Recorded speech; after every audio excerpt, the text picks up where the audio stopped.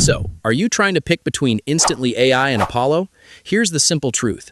They're built for different parts of sales, and choosing the wrong one will slow you down. Instantly AI is focused on cold email outreach. It's built for sending large volumes of emails, warming up inboxes, and managing campaigns.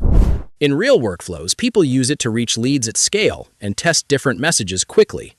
Pricing usually starts around the mid-range, roughly $47 per month and up, depending on how many inboxes and features you use.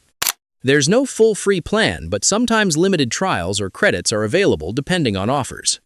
That cost makes sense if your goal is to send more emails and get replies fast, and many users start seeing results once campaigns are optimized.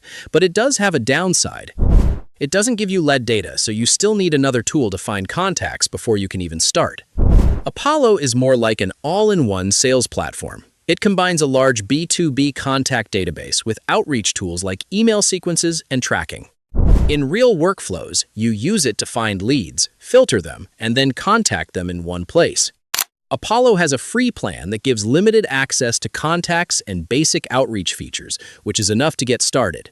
Paid plans start around $49 per month and scale up depending on usage and features.